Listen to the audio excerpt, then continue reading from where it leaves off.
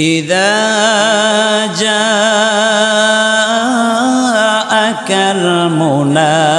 المنافقون قالوا نشهد إنك لرسول الله والله يعلم إنك لرسول والله يشهد إن المنافقين لكاذبين.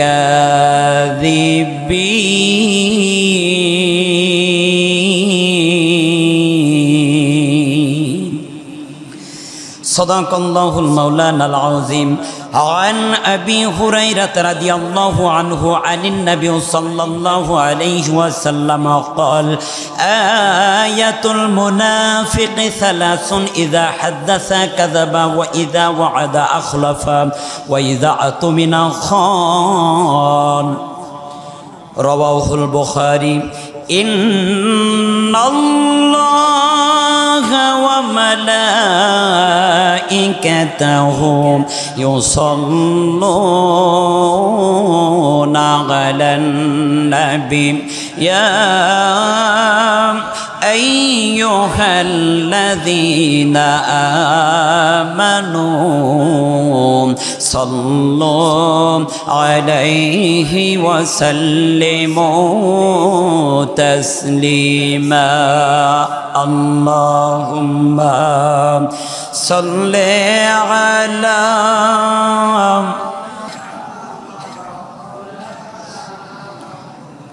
وعلى آل سيدنا. আলহামদুলিল্লাহ রাব্বিল আলামিন। সকলেই জবানটা ছেড়ে দিয়ে আমার সাথে তেলাওয়াতকৃত আয়াতটি আবার একবার পড়েন। আউযু বিল্লাহি মিনাশ শাইতানির রাজীম। বিসমিল্লাহির রাহমানির রাহিম। ইযা জাআকাল মুনাফিকুনা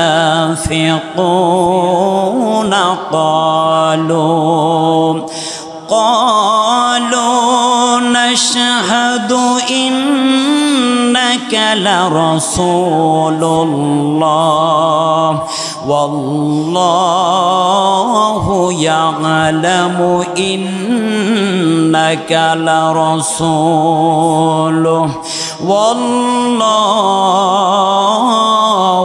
يشهد إن المنافقين لكاذبين.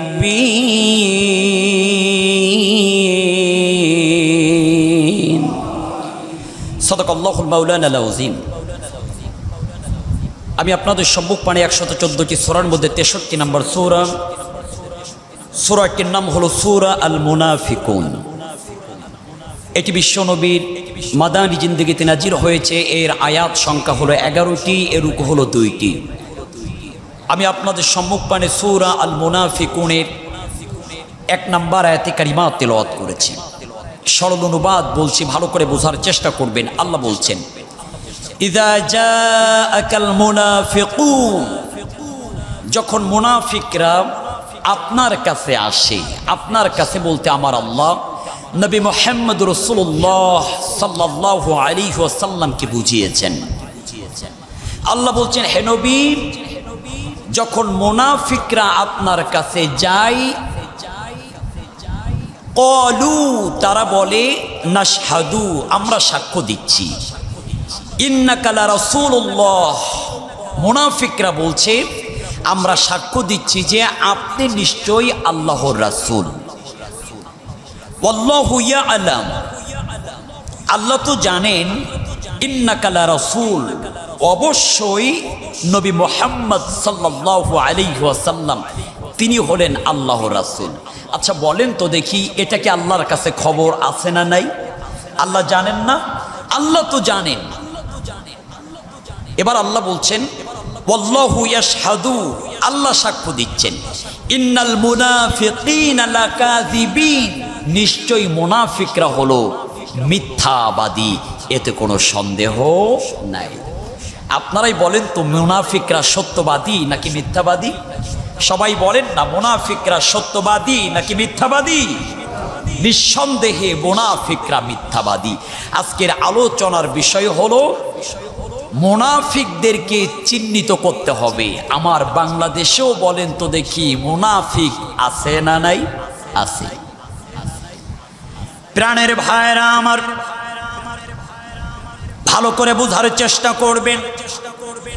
মুনাফিকদের ব্যাপারে আমার আল্লাহর চমৎকার ভাবে সূরা আল বাকারার মধ্যে বক্তব্য উপস্থাপনা করেছেন। কুরআনুল কারীমের মধ্যে নোট করে কোট করে জানিয়ে দিচ্ছেন। আল্লাহ বললেন, ওয়া মিনান নাসি মাইয়াকুলু আমান্না বিল্লাহি ওয়াল ইয়াউমিল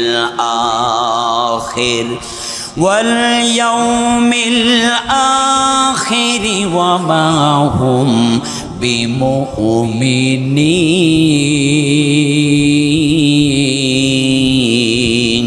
জোরে বলি আল্লাহু আকবার। সূরা বাকারা আয়াত নাম্বার হলো ৮। আল্লাহ বললেন ওয়ামিনান নাস, মানুষের মধ্যে এমন লোক আছে, মাইয়াকুল, তারা বলে, আমান্না বিল্লাহি ওয়া বিল ইয়াউমিল আখির, আমরা আল্লাহ এবং পরকালের প্রতি ঈমান আনলাম, আমরা আল্লাহ এবং পরকালের প্রতি বিশ্বাস স্থাপন করলাম। ওয়া মা হুম বিমুমিনিন, অথচ তারা ঈমানদার নয়, তারা মিথ্যাবাদী। তারা বলে আমরা ঈমান আনলাম আল্লাহর প্রতি, আখিরাতের প্রতি, অথচ এটা তাদের মুখের কথা, অন্তরের মধ্যে তাদের আরেক রকম কথা। আল্লাহ তাদের ব্যাপারে বলছেন সূরা সফের মধ্যে, লিমা তাকুলুনা মা লা তাফআলুন। পৃথিবীতে মুনাফিকদের কোয়ালিটি হলো এরা মুখে বলে এক কথা, অন্তরের মধ্যে আরেক কথা। একটু বলেন না, এই শ্রেণীর মুনাফিক আপনার আমার দেশে, আপনার আমার সমাজের মধ্যে আছে না নাই? আল্লাহ পাক রব্বুল আলামিন তাদের ব্যাপারে আরো সুন্দর করে বক্তব্য দিচ্ছেন। ইউখাদিউনাল্লাহা ওয়াল্লাযীনা আমানু ওয়া মা ইয়াখদাউনা ইল্লা আনফুসাহুম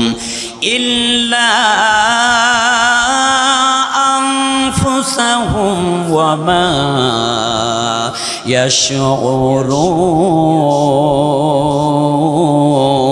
ইয়াশউরুন। জোরে বলি আল্লাহু আকবার। মুনাফিকদের ব্যাপারে আল্লাহ বলছেন, ইউখাদিউনাল্লাহ ওয়াল্লাযীনা আমানু। মুনাফিকদের কোয়ালিটি হলো তারা আল্লাহ এবং মুমিনদেরকে ধোঁকা দিতে চায়, তারা আল্লাহ এবং মুমিনদের সাথে প্রতারণা করতে চায়। ওয়া মা ইয়াখদাউনা ইল্লা আনফুসাহুম ওয়া মা ইয়াশউরুন, অথচ সেই ধোঁকার মধ্যে তারা পড়ে। সুবহানাল্লাহ বল। ইমানদারদেরকে ধোঁকা দিয়ে বোকা বানাইতে চায় মুনাফিকরা, আল্লাহকে ধোঁকা দিয়ে বোকা বানাইতে চায় মুনাফিকরা, অথচ সেই মুনাফিকরা তাদের ধোঁকার জাতাকলে নিষ্পেষিত হয়ে যায়, অথচ মুনাফিকরা সেটা নিজেরাও বুঝতে পারে না। মুনাফিকরা সেটা নিজেরাও বুঝতে পারে না।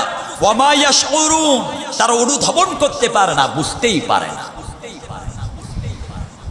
এই মুনাফিকরা আমার আল্লাহকে ধোঁকা দেয়, ধোঁকা দেওয়ার জন্য চেষ্টা করে, ধোঁকা দেওয়ার জন্য উঠে পড়ে লাগে।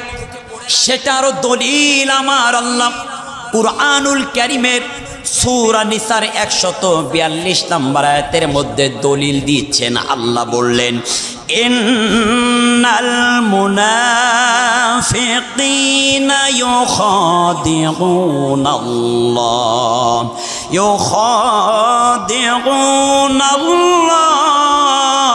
ওয়া হুয়া খাদিউহুম। মুনাফিকদের ব্যাপারে আল্লাহ সূরা নিসার 142 নম্বর আয়াতে বলছেন, নিশ্চয়ই মুনাফিকরা আল্লাহর সঙ্গে প্রতারণা করে, আল্লাহর সঙ্গে ধোঁকাবাজি করে।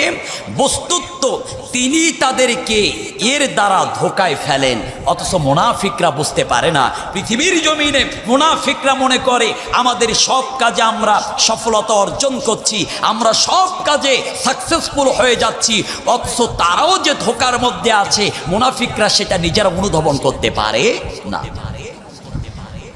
কারণ তাদের অন্তরের মধ্যেই তো মুনাফিকি রোগ রয়েছেন, মুনাফিকির লক্ষণ রয়েছেন, এই জন্য তারা বুঝতেই পারে না। মুনাফিকদের অন্তরের মধ্যে কেমন মুনাফিকি লক্ষণ রয়েছে আমার আল্লাহ সেই ব্যাপারে সূরা বাকারার 10 নম্বর আয়াতে আরো সুন্দর করে দলিল দিচ্ছেন। আমার আল্লাহ বললেন, ফি কুলুবিহিম মারাদুন ফাযাদাহুমুল্লাহু মারাদা। আল্লাহ বললেন তাদের অন্তরে রোগ রয়েছে। তাফসীরের মধ্যে এসেছেন কিসের রোগ? তাফসীর কারকরা বুঝিয়েছেন তাদের অন্তরের মধ্যে রয়েছে মুনাফিকির রোগ। একটু কথা বলেন না, কিসের রোগ? তাদের অন্তরের মধ্যে রয়েছে মুনাফিকির রোগ। তাদের অন্তরের মধ্যে মুনাফিকির রোগ চরম আকারের বাসা বেঁধেছে। এই মুনাফিকরা ভালো মন্দ কিছুই বোঝে না। এই মুনাফিকরা ভালো মন্দ কিছুই বোঝে না।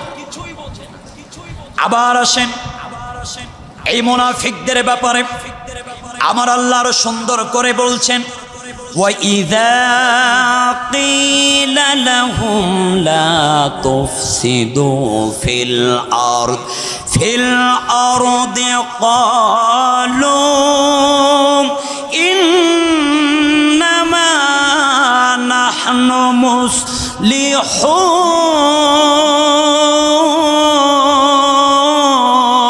জোরে বলি আল্লাহু আকবার। সূরা বাকারা আয়াত নাম্বার 11 আল্লাহ বলছেন, ওয়াইজা কিলা লাহুম, যখন তাদেরকে বলা হয় লা তুফসিদু ফিল আরদ, তোমরা জমিনের মধ্যে ফাসাদ সৃষ্টি করো না, অন্যায় করো না, জমিনের মধ্যে তোমরা মারামারি করো না, দ্বন্দ্ব করো না, তখন সেটার জবাবে তারা বলে, ক্বালু, তারা বলছেন, ইন্নামা নাহনু মুসলিহুন, আমরা তো জমিনের মধ্যে ফাসাদ সৃষ্টি করি না, আমরা তো মারামারি করি না, আমরা তো মারামারি লাগাই না, আমরা তো ওই জমিনটা সংশোধন করতে চাই, আমরা পরিবেশটা নিয়ন্ত্রণ করতে চাই। অথচ তাদের মনের খবর দুনিয়ার কোনো মানুষ না রাখলেও আওয়াজ দিয়ে বলেন, যিনি রাখেন তিনি কে? মুনাফিকদের মনের খবর দুনিয়ার মানুষ না রাখলেও আমার আল্লাহ কিন্তু রাখেন এই মুনাফিকদের ব্যাপারে।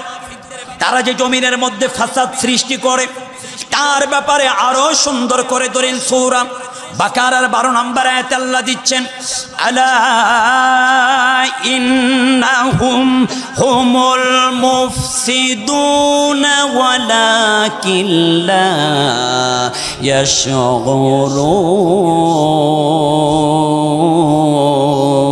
ইয়াশউরুন। জোরে বলে আল্লাহু আকবার।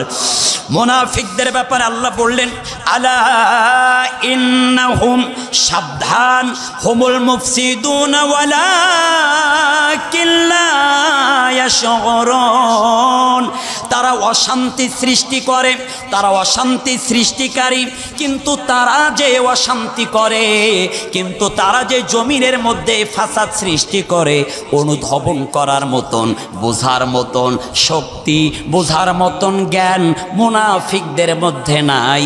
এই জন্য মুনাফিকরা বুঝতে পারে না।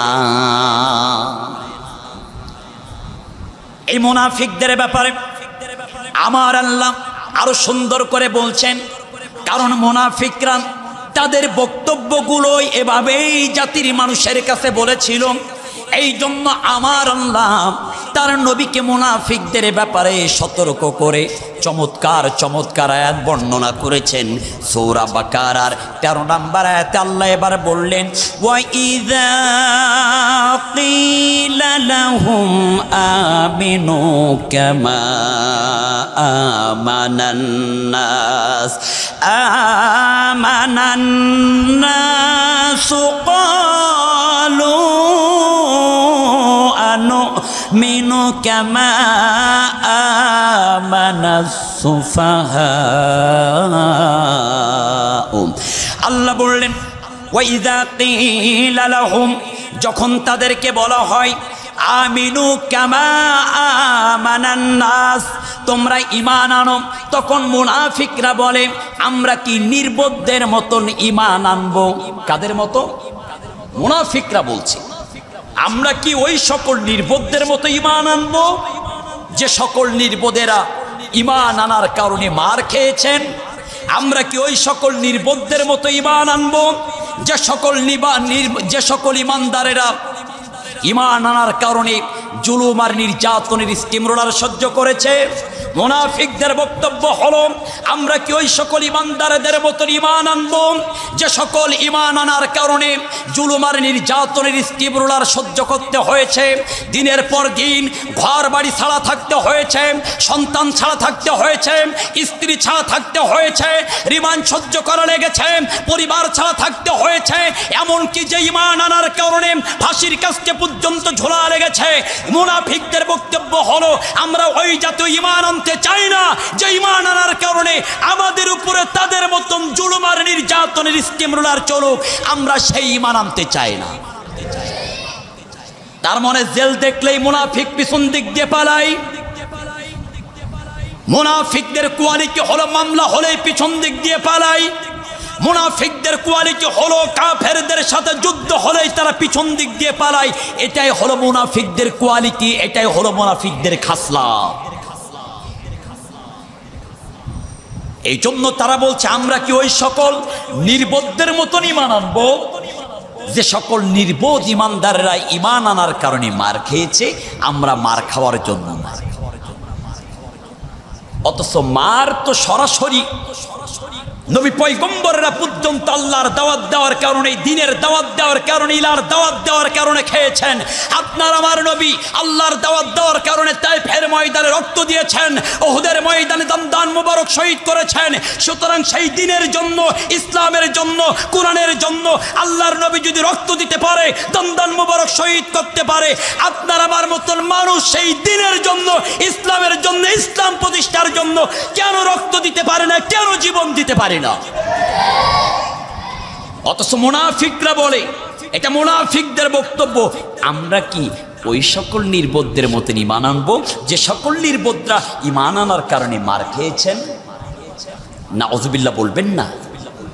তার মানে এরা হলো আল্লাহকেও ধোঁকা দিয়ে বোকা বানাইতে চায়, আবার মুমিনদেরকেও ধোঁকা দিয়ে বোকা বানাতে চায়। অথচ এরাই যে নিজেরাই বোকা হচ্ছে বুঝতে পারে না। এদের ব্যাপারে আমার আল্লাহ আরো সুন্দর করে সূরা বাকারার 14 নম্বর আয়াতে বললেন, ওয়া ইযা লাকুল্লাযীনা আমানু ক্বালু আমান্না ওয়া ইযা খালাউ ইলা শায়াতিনহিম ক্বালু ইন্না মা'আকুম ইন্নামা নাহনু মুস্তাহজিউন। জোরে বলি আল্লাহু আকবার। ওয়া ইযা লাকুল্লাযীনা আমানু ক্বালু আমান্না, যখন তারা মুমিনদের সাথে মিলিত হয় তখন তারা বলে যে আমরা তোমাদের দলে। মুনাফিকদের কোয়ালিটি ভালো করে বুঝবেন। মুমিন ঈমানদারদের কাছে যখন যায় বলে আমরা তো তোমাদের দলে। আবার ওয়াইদা খালাউ ইলা শায়াতিনহিম, এখানে তাফসীরের মধ্যে শায়াতিনহিম বলতে মুশরিকদের বড় বড় সরদারদেরকে বুঝিয়েছেন। বড় বড় কাফেরদেরকে বুঝিয়েছেন, তারা যখন শয়তান রূপী মুশরিক কাফেরদের কাছে যায়, বলে আমরা তো তোমাদের সাথেই ছিলাম, আমরা তোমাদের দলে। তাহলে সূরা বাকারার 14 নম্বর আয়াত থেকে স্পষ্ট প্রতীয়মান, স্পষ্ট প্রমাণ হচ্ছে মুনাফিকদের কোয়ালিটি, মুনাফিকদের খাসলাত হলো এরা ইমানদারদের কাছে যায়, যাওয়ার পরে আমরা তোমাদের সাথে আছি। আবার কাফেরদের কাছে যায়, কাফেরদের কাছে যাওয়ার পরে বলে আমরা তোমাদের সাথে আছি। মনে এরা যেদিকেই বৃষ্টি হয় সেদিকেই ছাতা ধরে। একটু আওয়াজ দিয়ে বলেন তো দেখি, এই কোয়ালিটির হাইব্রিড শয়তান মুনাফিক আপনার আমার দেশে, আপনার আমার রাষ্ট্রে, আপনার আমার সমাজে, আপনার আমার মহল্লায়, গ্রামের মধ্যে আছে না নাই? আছে, আছে। এই কোয়ালিটির শয়তান এখন আপনার আমার দেশে, আপনার আমার সমাজের মধ্যে আবল হয়ে যাচ্ছে। এই সকল মুনাফিক, এদের মূল ধান্দা হলো ইসলামের 12টা বাজাবে, গোপনে গোপনে ইসলামটা ধ্বংস করবে, ইসলামটা চক্রান্তের জন্য তারা তারা শুরু করে দিয়েছেন। জোরে বলেন ঠিক না ভাই? ঠিক। চুপ করে থাক ধোঁকাবাজ, মুখে তোদের নাহি লাজ। চুপ করে থাক ধোঁকাবাজ, মুখে তোদের নাহি লাজ। গোড়া কেটে আগাই ঢালো পানি রে চিনি। আর কতকাল করবি রে শয়তানি, আর কতকাল করবি রে ভণ্ডামি রে চিনি। আর কতকাল করবি রে শয়তানি। মনে রাখবেন, আমার আল্লাহ মুনাফিকদের ব্যাপারে এত বেশি সতর্ক করেছেন, যা অন্য ধর্মের মানুষদের ব্যাপারে, কাফেরদের ব্যাপারে, ইহুদিদের ব্যাপারে, খ্রিস্টানদের ব্যাপারে, মুশরিকদের ব্যাপারে, বৌদ্ধদের ব্যাপারে এত বেশি সতর্ক করেন নাই। মুসলমান নামধারী মুনাফিকদের ব্যাপারে আমার আল্লাহ যত বেশি সতর্ক করেছেন। যদি বলেন কারণ, যদি বলেন হুজুর দলিল, কারণ দলিল শোনেন। কাফেরদের ব্যাপারে কুরআনুল কারীমের 114টা সূরার মধ্যে একটা সূরা দিয়েছেন, যে সূরাটির নাম হলো সূরা কাফিরুন। এর আয়াত সংখ্যা হলো 6টা। একটু হাত তুলে আমার সাথে দেখান তো কয়টা? এর আয়াত হলো 6টা। তাহলে কাফেরদের ব্যাপারে 114টা সূরার মধ্যে একটা সূরা দিয়েছেন, সূরাটির নাম হলো সূরা কাফিরুন। কাফেরদের ব্যাপারে 6টা আয়াত বিশিষ্ট সূরা। আর 114টি সূরার মধ্যে 63 নাম্বার সূরা, সূরাটির নাম সূরা আল মুনাফিকুন। এর আয়াত দিয়েছেন 11টা। তাহলে কাফেরদের বিপক্ষে আয়াত হলো 6টা, আর মুনাফিকদের বিপক্ষে মুনাফিকুনের মধ্যে আয়াত হলো 11টা। তার মানে কাফেরদের চাইতে সবচাইতে বড় জঘন্য হলো মুনাফিক। ইসলামের সবচাইতে ক্ষতি কাফের, ইহুদি, খ্রিস্টান, বৌদ্ধ, মুশরিকরা যতটুকু না করেছে তার চাইতে বেশি কিছু লিবাসধারী মুসলমান নামধারী মুনাফিকের বাচ্চারা ইসলামের বেশি ক্ষতি করেছে। মনে রাখবেন, সব টুপি কিন্তু টুপি না, আবার সব দাড়ি না, সব পাঞ্জাবি না। কিছু কিছু দাড়ির মধ্যেও মুনাফিক নামক শয়তান থাকে, কিছু কিছু পাঞ্জাবির মধ্যেও মুনাফিক নামক শয়তান থাকে, কিছু কিছু দাড়ির মধ্যেও মুনাফিক নামের কিছু শয়তান থাকে। এদের মূল টার্গেট ইসলাম আর ইসলামী আন্দোলনের কর্মীদের উপরে জুলুম আর নির্যাতনের স্টিম রোলার চালানো। এই এলাকার মধ্যে কে কোন দল করে সাতক্ষীরা থানার পুলিশরা জানে না। এই এলাকার মধ্যে কে কোন দল করে খুলনার মানুষ জানে না।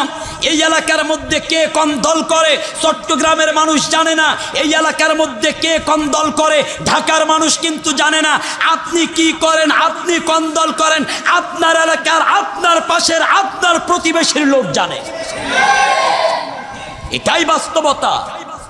এরাই হলো সমাজের মধ্যে সবচাইতে বড় মুনাফিক। এবার আসেন এই মুনাফিকদের কোয়ালিটির ব্যাপারে। আমার আল্লাহ সূরা আত-তাওবার 67 নম্বর আয়াতে বলছেন, আল মুনাফিকুনা ওয়াল মুনাফিকাত মুনাফিকাতু বা'দুহুম মিন বা'দ ইয়া'মুরুনা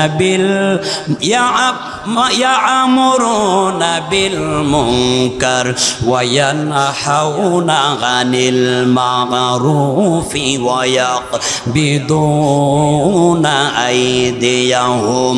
এই মুনাফিকদের ব্যাপারে আল্লাহ বলছেন, এই মুনাফিকরা অসৎ কাজ দেখলেই নির্দেশ দেয়, অসৎ কাজ দেখলেই বলে অসৎ কাজ করো, খারাপ কাজ করো। কথা বুঝতেছেন?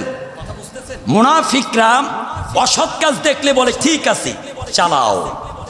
এরা পিছন দিক থেকে ইন্ধন দেয়, এরা পিছন দিক থেকে বলে ঠিক আছে চালাও। আর সৎ কাজ দেখলেই ঝাঁপিয়ে পড়ে বাধা দেয়। নাউযুবিল্লাহি মিন যালিক। তার মানে অসৎ কাজের জন্য সহযোগিতা করে, অসৎ কাজের জন্য ইন্ধন দেয়, আর ভালো কাজ দেখলেই বাধা দেয়। এই শ্রেণীর মুনাফিক আপনার আমার সমাজে আছে না নাই? এই শ্রেণীর মুনাফিক আপনার আমার সমাজে আছে। অথচ মনে রাখবেন, এই মুনাফিকদের মূল হাতিয়ার কিন্তু এরা প্রত্যেকটা জায়গায় মিথ্যার আশ্রয় নেয়। তাও সাধারণ কোনো মিথ্যা না, বলে আল্লাহর কসম, কাবার কসম, নবীর কসম, আমার বাবার কসম, আমার মায়ের কসম। কথা বলেন না কেন? মুনাফিকরা কসম করে না? মুনাফিকরা বারবার শপথ করে আর কসম করে। সূরা তাওবা আয়াত নাম্বার ৭৪ আল্লাহ বললেন, ইয়াহলিফুনা বিল্লাহি মা ক্বালু ওয়া লাকাদ ক্বালু কালিমাতাল কুফরি ওয়া কাফারু বা'দা ইসলামিহিম।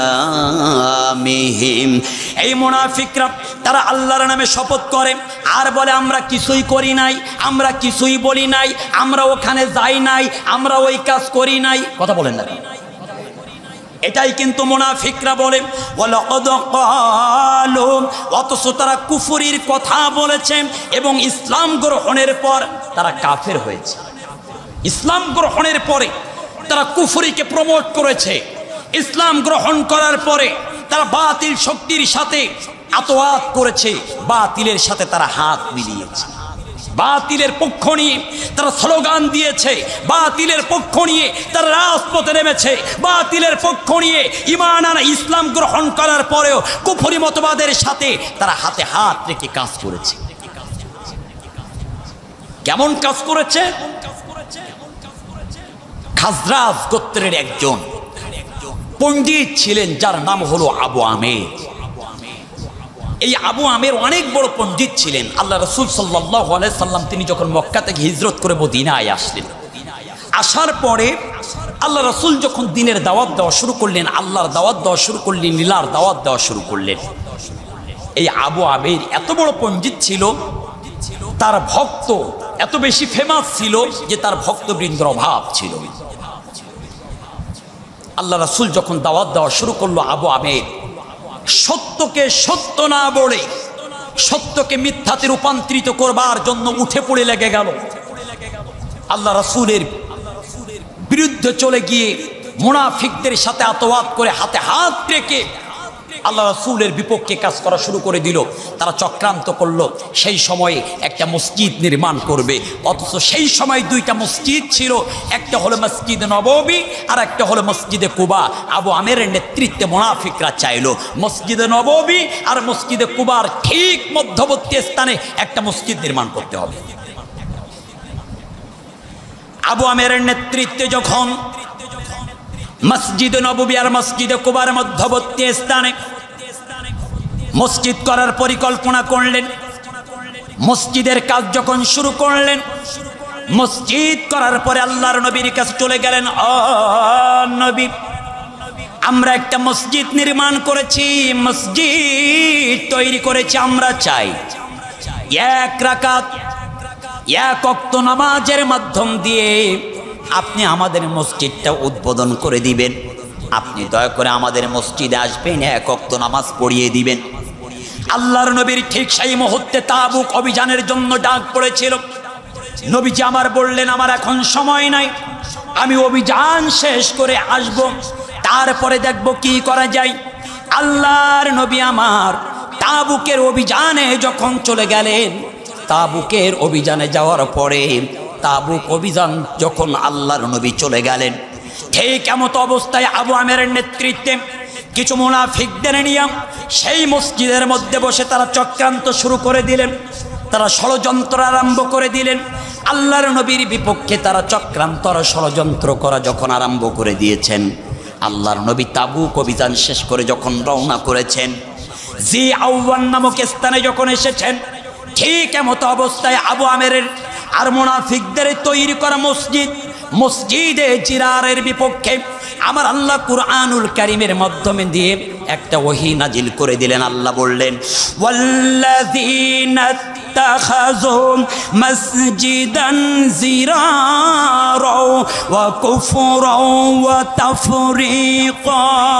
ওয়া তাফরীকান বাইনাল মুমিনিনা ওয়া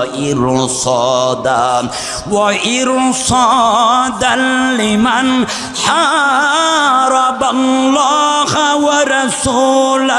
ওয়া রাসূলাহু মিন ক্বাবল। আল্লাহ পাক রব্বুল আলামিন মসজিদে জিরারের বিপক্ষে আয়াত নাজিল করলেন জিবরাইলের মাধ্যম দিয়ে। আমার আল্লাহ যখন আয়াত নাজিল করলেন, জিবরাইলকে বললেন, জিবরাইল আয়াতটা পৌঁছে দাও। আল্লাহর নবীর কাছে আয়াত চলে আসলো। আয়াত অবতীর্ণ হওয়ার পরে নবীজি আমার কয়েকজন সাহাবীকে বললেন, সাহাবীরা চলে যাও, ওই আবু আমেরের নেতৃত্বে মুনাফিকের গোষ্ঠীরা, মুনাফিকের বাচ্চারা যে মসজিদ তৈরি করেছে, ওই মসজিদটা ভেঙ্গে দাও, ওই মসজিদটা ভেঙ্গে গুড়ে একেবারে তছনছ করে দাও, ওই মসজিদটা ধুলার সাথে একেবারে মিশিয়ে দাও। আল্লাহর নবীর সাহাবীরা চলে আসলেন, ওই মসজিদে জিরারটা ভেঙ্গে দিলেন। সুতরাং আল্লাহর নবীর সাথে তারা চক্রান্ত করেছিল। আমার আল্লাহ বললেন, খবরদার, আল্লাহর নবীর বিপক্ষে চক্রান্ত করা যাবে না।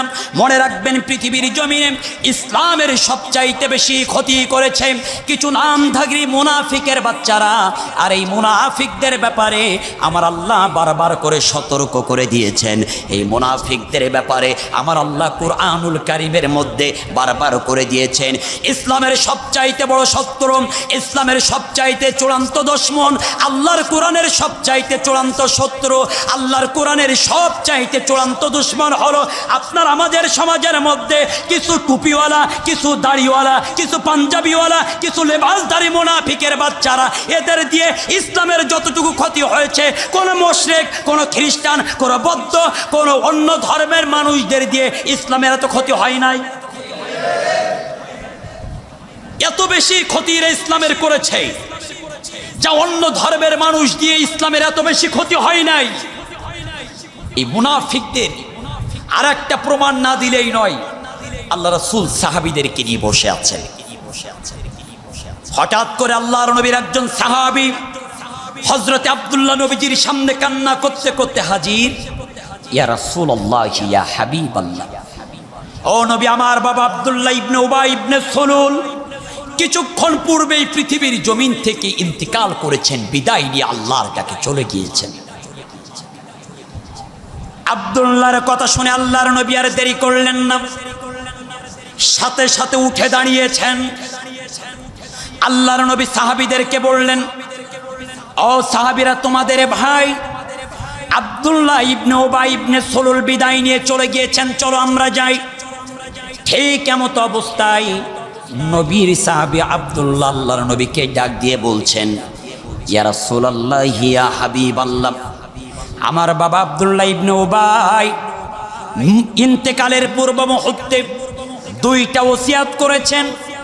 তার মধ্যে এক নম্বর ওসিয়াত হলো, এই আরব ভূখণ্ডের মক্কা মদিনার কোন দোকানের কাফনের কাপড় আমার বাবার শরীরে কাফনের কাপড় হিসেবে ব্যবহার করা যাবে না।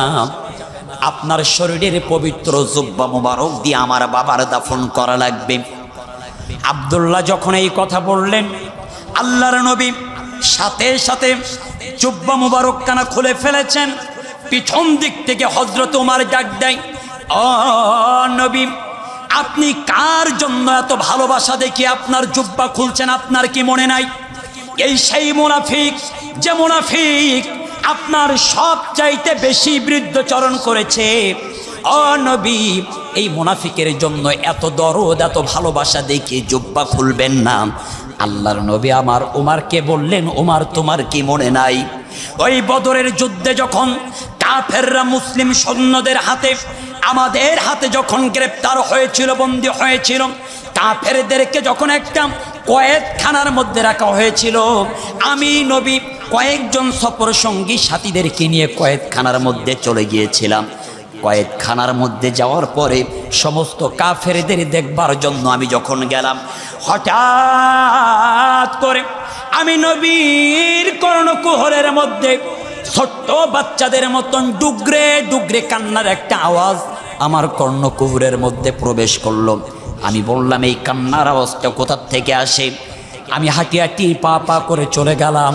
যাওয়ার পরে দেখলাম এই কান্নার আওয়াজ আর কারণ নয়, আল্লাহর নবীর নিচের চাচা হযরতে আব্বাসের কান্নার আওয়াজ। আল্লাহর নবীর আপন চাচা রাইসুল মুফাসসিরিন হযরতে আব্বাস তখনও পর্যন্ত কালিমা পড়ে মুসলমান হন নাই, কিন্তু তার কান্নার কারণ হলো সব কয়েদিদের রশি দিয়ে এমন করে বেঁধেছে, তার মধ্যে আব্বাসকেও রশি দিয়ে এমনভাবে বেঁধেছে, রশিগুলো আল্লাহর নবীর চাচা আব্বাসের গোস্তের মধ্যে মনে হচ্ছে চলে যাচ্ছে। হযরতে আব্বাস সহ্য না করতে পারার কারণে হযরতে আব্বাস ছোট্ট বাচ্চাদের মতন কান্না করে। আল্লাহর নবীর একজন সাথী কান্না করতে করতে বলে, নবী, ও নবী, আপনার চাচার শরীরের মধ্যে এমনভাবে রশিটা প্রবেশ করেছে, আপনার চাচা যন্ত্রণায় সহ্য করতে না পেরে আপনার চাচা কান্নাকাটি করছে, আপনি দয়া করে আপনি অনুমতি দিলেন আপনার চাচার শরীরের রশিটা হালকা একটু ঢিল করে দিব, হালকা যদি একটু ঢিল করে দেওয়া হয় আপনার চাচা একটু আরাম পাবে। আল্লাহর নবী বলছে, খবরদার, আজকের আমাদের হাতে মুসলমানদের হাতে এতগুলো কাফের বন্দী হয়েছে, হয়তোবা অনেকে আমার আপনজন, আবার অনেকে আমার আপনজন না, আমার চাচার রশিটা একটু টাইট হয়েছে, এই কারণে হয়তো আমার চাচা কান্না করে। আর আমার চাচা বলে, তুমি এত মায়া দেখাচ্ছ, এত দরদ দেখাচ্ছ, যেহেতু আল্লাহর নবীর চাচা, শুনে রাখো, আমার নবী, আমি নবীর চাচা বলে তুমি রশিটা ঢিল করে দিতে চাচ্ছ, কারণ আমি নবীর চাচা, আমি নবীর চাচা হই, আমার দলের লোক হোক, আমার সংগঠনের লোক হোক, বিচার সবার জন্য সমান হবে, তুমি তার জন্য একটু স্যাক্রিফাইস করবা আর অন্য দলের মানুষদের জন্য স্যাক্রিফাইস করবা না, এটা কোনো দিনের জন্য মুসলমানদের নীতি হতে পারে না, এটা সম্পূর্ণ মুসলমানদের নীতি বিরোধী। আমার চাচা, আমার লোক, আমার দলের, আমার গোষ্ঠীর লোক বলে সে সুবিধা পাবে, আর অন্য দলের অন্য প্রতিবেশী লোক বলে সে সুবিধা পাবে না, এটা হতে পারে না, এটা হতে পারে না। ও উমর, ওই সময় আমার পাশে দাঁড়ানো আব্দুল্লাহ ইবনে উবাই ইবনে সলুল আমার চাচা আব্বাসকে তার নিজের জুব্বা খুলে দিয়েছিল। আমি আমার চাচার ঋণটা শোধ করতে চাই, এই জন্য আমি বিশ্বনবী আমার পবিত্র জুব্বা মুবারক মুনাফিকদের সর্দার আব্দুল্লাহ ইবনে উবাইকে দিয়ে দিলাম। আল্লাহর নবী আমার সাহাবীদেরকে বলছো, চলো সাহাবী, সামনের দিকে আমরা অগ্রসর হই। সাহাবীদেরকে নিয়ে অগ্রসর হলেন। হযরতে আব্দুল্লাহ বললেন, আমার বাবার 2 নাম্বার ওসিয়াত হলো, আমার বাবা বলেছেন তার জানাজাটা আরব ভূখণ্ডের কোন বড় বড় হুজুর দিয়ে নয়, আমার বাবার জানাজাটা আপনার পড়ানো লাগবে। আল্লাহর নবী বললেন, ঠিক আছে। বিশাল জানাজার ময়দান, বিশাল জানাজার জন্য জনসমুদ্র হয়ে গেল। আল্লাহর নবী আমার জানাজা পড়বার জন্য দাঁড়িয়ে গিয়েছেন।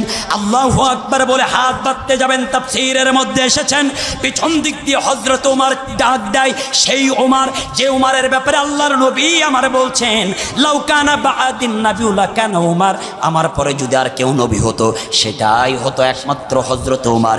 সেই নবী ডাক দিচ্ছে, ইয়া রাসূলুল্লাহ, এই মুনাফিক আব্দুল্লাহ ইবনে উবাইয়ের জন্য আপনি জানাজা পড়াবেন না। আল্লাহর নবী হাত সরিয়ে দিয়ে বললেন, ওমর বাধা দিও না। হযরত ওমর হাত সরিয়ে দিলেন। কিছুক্ষণ পরে আল্লাহর নবী আবার নিয়ত করলেন, হযরত ওমর আবার বাধা দিলেন। আল্লাহর নবী হাত সরিয়ে দিলেন, আবার কিছুক্ষণ পরে বাধা দিলেন। আল্লাহর নবী হাত সরিয়ে দিলেন, আমার আল্লাহ ওহী নাজিল করে দিলেন, ইস্তাগফির লাহুম আও লা তাস্তাগফির লাহুম ইন তাস্তাগফির লাহুম 70 মাররা, হে নবী আপনি শুনেন এই সকল মুনাফিকদের জন্য 70 মাররা, আপনি একবার কেন যদি 70 বারও দোয়া করেন, যারা গোপনে গোপনে ইসলামের 12টা বাজাইতে চায় এই সকল মুনাফিকদের জন্য 70 বার দোয়া করলেও আমি আল্লাহর দরবারে দোয়া কবুল হবে না। এই জন্য পৃথিবীতে ইসলামের সবচাইতে চূড়ান্ত দুশমন হলো এই মুনাফিক।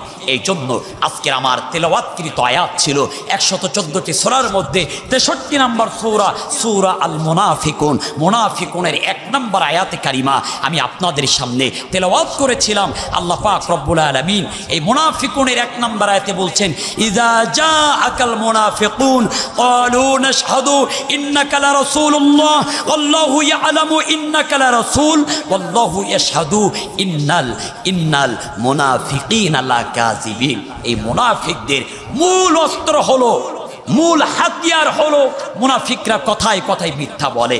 আর দেখবেন এই মুনাফিকদের মিথ্যা এত সুন্দর করে সাজিয়ে গুছিয়ে সুন্দর করে বলে যাতে মানুষ বিশ্বাস না করলেই নয়, তারপরেও হয়তোবা সাময়িক বিশ্বাস করে। কিন্তু মুনাফিকরা যে এত কঠিনভাবে ষড়যন্ত্র করে, বুদ্ধি করে, টেকনিক করে, মিষ্টি কথায় সুন্দরভাবে সাজিয়ে গুছিয়ে মিথ্যা বলে, দেখা যায় সেই মিথ্যা আবার ধরা পড়ে। কথা বোঝেন নাই? কথা বুঝতে পেরেছেন? এই জন্য আপনি মুসলমান মুমিন হবেন, মুনাফিকের কাতারে থাকা যাবে? আরো জোরে বলেন, যাবে না।